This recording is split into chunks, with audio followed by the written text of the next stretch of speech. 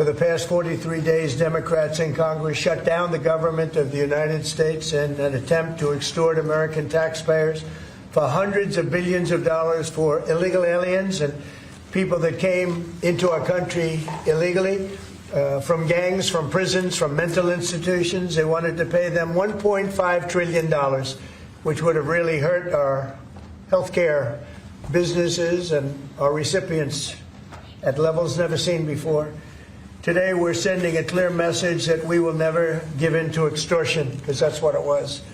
They tried to extort. The Democrats tried to extort our country. In just a moment, I'll sign a bill exactly like we asked Democrats to send us all along, many days ago. This cost the country $1.5 trillion, this little excursion that they took us on. Republicans never wanted a shutdown and voted 15 times for a clean continuation of funding. There's never been a time when one or the other party ever didn't sign a continuation. It's just a continuation, not a big deal. It's a continuation, and we'll talk later. Yet the extremists in the other party insisted on creating the longest government shutdown in American history, and they did it purely for political reasons. Over the past 7 weeks, the Democrats' shutdown has inflicted massive harm. They caused 20,000 flights to be canceled or delayed. They departed so many times, so late. People were hurt so badly. Nobody's ever seen anything like this one. This was a no-brainer. This was an easy extension. But they didn't want to do it the easy way. They had to do it the hard way. And they look very bad, the Democrats do. They deprived more than 1 million government workers from their paychecks and cut off food stamp benefits for millions and millions more Americans in need.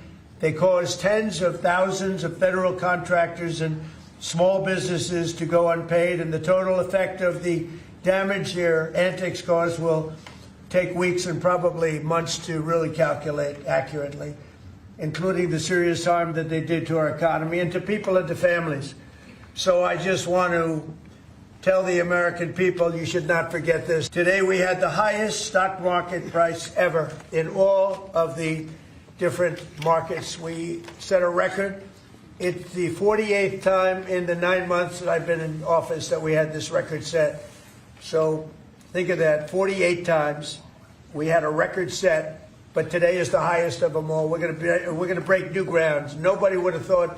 I have with us not only the great political leaders, but the great business leaders of our country. They're standing right behind me and right really alongside of me.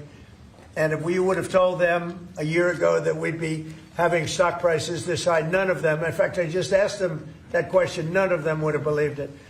Remember, I said all the time during my campaign, we will never be a socialist country. And that's right. We turned out to have a communist in New York City. And if you look at his views, those are the views of a communist, not a socialist.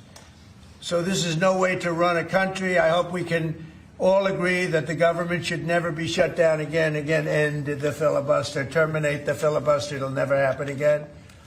So with my signature, the federal government will now resume normal operations, and my administration and our partners in Congress will continue our work to lower the cost of living, restore public safety, grow our economy, and make America affordable again for all Americans. And we think we're going to hit pretty close to $2 a gallon. That's like a really massive tax cut. It's the equivalent of that. And speaking of tax cuts, our great, big, beautiful bill is giving everybody in our economy, middle-income workers, low-income, everybody, the biggest tax cut in the history of our country. And it's no tax on tips, no tax on Social Security, and very importantly, no tax on overtime. You work overtime, there's no tax.